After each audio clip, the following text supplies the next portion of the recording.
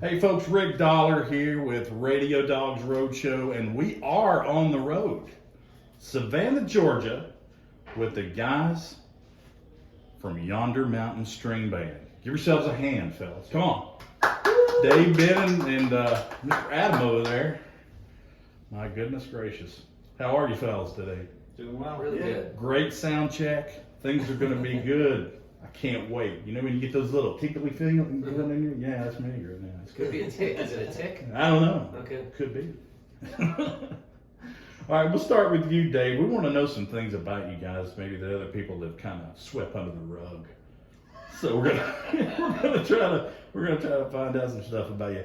What about I know you're a great banjo player, and you guys are all great musicians, but what's the deal with giblet gravy? You want to explain yourself, huh? That would be the first group of guys I played with. I was in college, and I can't really remember where we got the name from, but I just knew that if I could just make money not doing something ordinary, that I would be a happier person. Yeah, and that was my first foray into that. Giblet. I thought it was like a snack food or something. Well, yeah, I know my mom used to make gravy out of that on Thanksgiving. I got you. Good times. Good times, man. All right. Adam, great guitar player. Okay. You like the Beatles. Yeah. That was good. But Casey Kasem's top 40, what does that bring you back to? Well, it's kind of my own personal, when I was in control of music, it was one of the first things that I listened to. Mm-hmm. You know, I had my parents' records, which, you know, when I was really small, when they weren't around, I'd put them on, but they told me only when we're home can you use them. But beyond that was like their world. It wasn't really mine. It was what was available, you know. Mm-hmm. Casey Kasem's top 40 was. I listened to the radio, and That's it. you know, and then that's how I discovered Men at Work. You know. There we go. Now we're going back. I was 8 years old, and my parents said if my sister and I raked the leaves in the backyard, that we could go buy a record, and we went and bought Business as Usual after Men at Work. Man, that was a great record. It really is a good record. Even now, I mean, Probably still selling good. a lot of the stuff from that era, you know, talking early to mid 80s, was pretty cheesy, but a lot of it still holds up. Like, I still like a lot of it. You It know? does. And Men at Work was one of them for me, for sure. It was That's like, killer. it was really the first band that I can think of that made me say, you know, that was like mine. You know, I love the Beatles, but my parents showed me the Beatles, and my parents showed me Bob Marley and Jimi Hendrix, you know. Right. But when I heard, I chose Men at Work. That one just came in first place. Who can it be now? Yeah, exactly. That was a great tune. Yeah, I love that. How do you follow up some of the other stuff they did? Down Under. Good God. Be good, be good. Yeah. No kidding. Johnny. There were maybe one or two. Yeah. And this is what they do in their off time. You can't just press skip on a cassette tape. No. Well, we had it on vinyl. You can't Oh, just press You skip can on lift the vinyl. needle out and scratch it all the way to the next song. All right, Ben. You're just came from musical roots, I guess, more than anything in DNA. You know, your dad John was a musician, and how did that affect you in your life? Well, subtly at first, and then increasingly more directly, I guess. Just being born into a musical household, and Mhm. Dad had a working band my whole life, so being at rehearsals, but it just was very normal, and I sort of go sit next to his bass player and drummer and just kind of hang out in the rhythm section, you know. And then it became more direct in the sense that it was, you know, you're going to take piano lessons, you're going to do band in school, and then eventually getting to choose my own instrument, pick the bass, with some help though, some direction there. But I was identified as a bass player by another bass player. You know, your son's not a piano player, he's a bass player. I've never touched the bass. But he was right. Yeah. And then, but always encouraged in that way. I don't know that they anticipated me having a career with it, and certainly not bluegrass, but very supportive. Both of my parents, became just the hugest Yonder Mountain String Band fans. That's of course, great. everybody's parents are gonna like what their kids do and feel Sure. that sense of pride, and they seem to genuinely understand what we were doing and that there was something special to it. What perhaps more than I did. Well, there's definitely something special about what you guys do. The mix that you have right now, I mean, I know there's been a lot of different, setups, and people have gone and left and all this other stuff, but you have a pretty good thing right now. I mean, it seems solid as far as the music goes. Yeah, Thanks. Yeah, we're enjoying the present incarnation. It's a good vibe right now. I Really think is. it's working well. What's this thing with Game of Thrones, man? Is that just like something that you loved, or No, well, I mean, you got to get into it though? Dude. It's but the like, thing is that whole thing is ruined now. Yeah. It is. Imagine having a cultural Game of Thrones thing that became the most impactful, widespread, popular thing, right. and then you blew it so badly Mm-hmm. in the end that now it's almost like it's just been wiped clean off the face of the earth. Plus, you've Just got go like this. the author of the books Yes. refuses to finish the books, and so because that's how Yeah, we were reading the books Yeah. before there was a TV show and loving it. And it's been since 2011 was the last book, so I've Yeah. given up. It's just honestly, it's Done. just gone. It's a dead thing, Yeah. and in some ways, it's almost like it's got to be a teaching example. For, you want to know what not to do in all Watch respects? this. Don't get too That. busy. Well, he has so many projects going on, and it kind of wrapped up. It tried to wrap it up in the show, but Yeah. I don't think he intended to end it the same way as. Well, the we're books. never gonna know. I never finished That's it. over now. But we actually funny. One of the times, the year that Allie joined the band in 2014, she came to some shows on the West Coast when she was still living in Portland, and in Portland we were like, we should do. I think she was playing it or something, or one of us was playing it, and I was like, oh, we should do that on stage. And like we ended up playing the theme song to Game of Thrones that night, and it was like met with people loved it. Yeah, you never know, do you, what's going to happen up there, And that's a good thing about what you guys do. I mean, you have certain songs that you want to play, and I'm sure you got a set list that that you're used to and all that good stuff.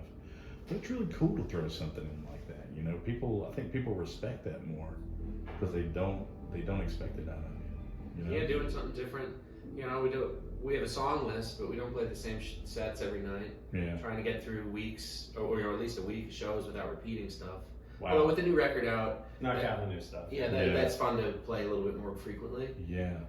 For us anyway. I don't know if the people are like it. They seem to like it. It's been growing. The old songs are starting to come back in, so we're starting to, we can do with the exception of the new music, 5 to 8 shows without really repeating anything. I got you. And but it's even tonight, a lot of these shows songs we haven't done this week for sure. Not this week or last week included. last week. Yeah. Wow. All right, we're going to play a little game here. It's called 3 songs. Each of you are going to pick a song Okay. that you do. Doesn't have to be from the new record, but there's a couple on the new record that I'm curious about. So, go ahead, man. Take it away. Pick a song, and then you got to give me about a minute's worth of explanation about that song. All right. Okay, I'm going to pick Just Can't. Okay. And, How'd that one come about? well, a while ago, An old timey days. a little while ago, that was a phrase that you heard on the bus Yeah. a lot. Yeah. Someone would say it. Sometimes someone would just, even a mild request would be met with a I just can't. I just can't. And naturally, if we catch a whiff of any drama, we're like a pack of wolves. Oh my God. We go in there, we eat it, we destroy it. And that's what we do.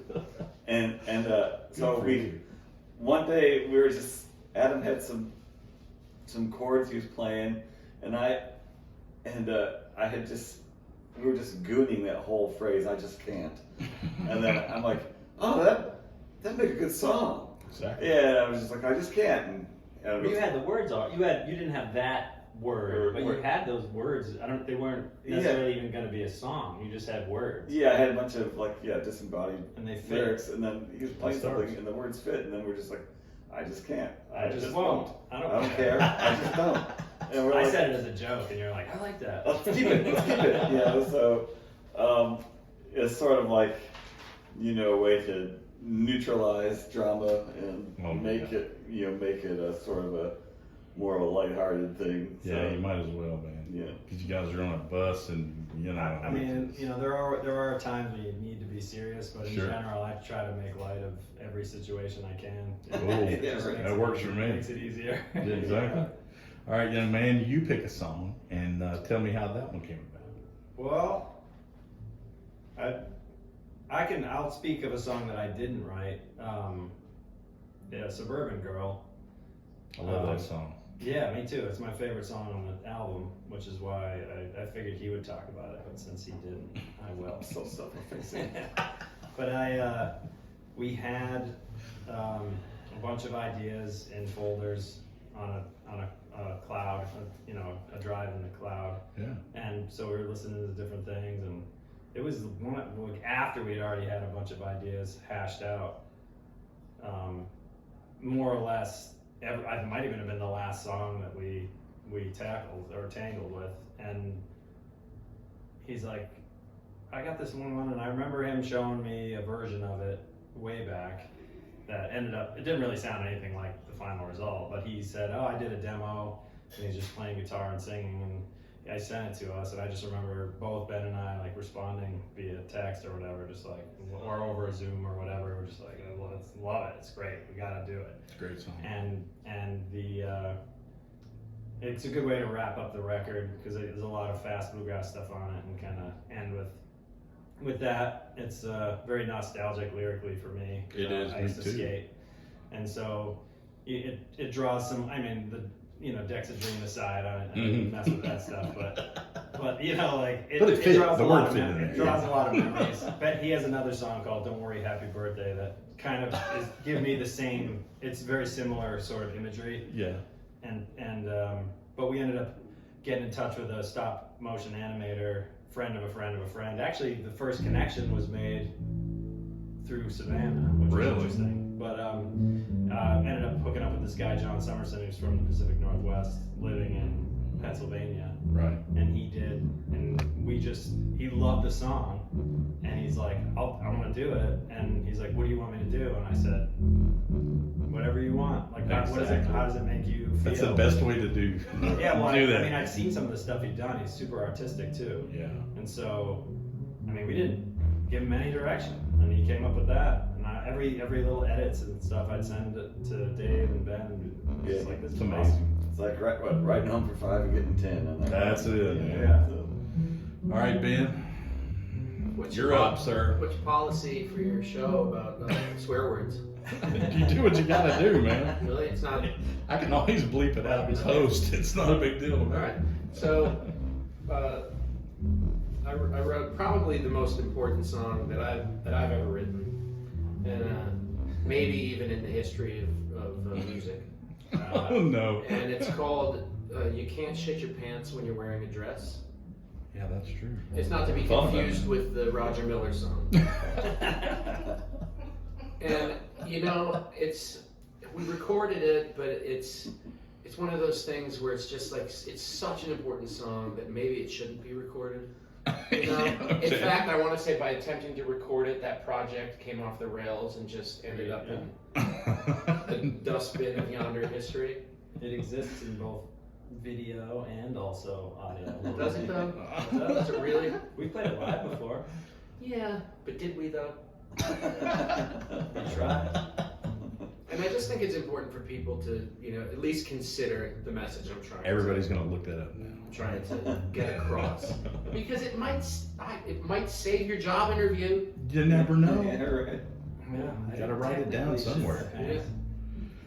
Well, guys, you've been a lot of fun to hang around with. We're going to hang out, catch the show. Right on. And Thanks, Richard. so everybody that does not know who these guys are, you need to crawl out from under that rock, man, because it's been going for a long time. How many years are we looking at? 24, but who's counting? Gosh, man. 24 now. None of you guys look like you should have been doing this for 24 years. I'll wait till later. Yeah, okay.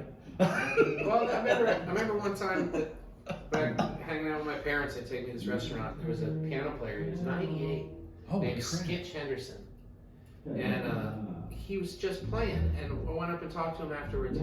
I was like, "This is amazing, man." And he looks at me and he goes, "Music will keep you young, you know." Yeah, right. Maybe he's onto something. Maybe he is. Maybe Not he the is. musical, not the traveling I mean, lifestyle of a musician. No, look at Keith Richards, though, man. He's, what is he, about 25, something like Yeah, that? right. Yeah, right. Well, Anyway. he's been sober for a long time.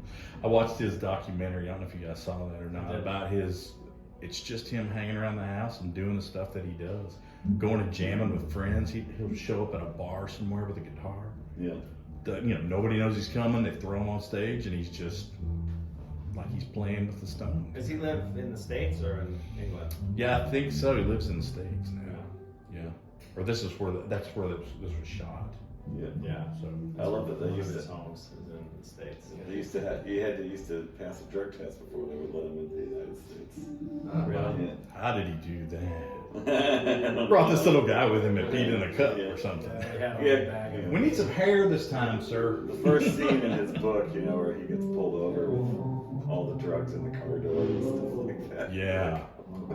I read something one time about how many times the Rolling Stones had gone to jail or Yeah. had, Running. problems. Yeah. There was like a mistake. It's a I was lot. like, oh my God. Well, knock on wood. Yeah. We've had one. You got Keith Richards in the driver's seat, you're getting pulled over and you're going to get searched. Yeah, right. Exactly. Well, guys, thanks for sitting down, man. I appreciate you very You much. got it. Yeah, thanks These are for the having guys. me, music. Yeah, man. These are the guys from Yonder Mountain String Band. Woo! And I'm Rick Dollar with Road Show. See ya.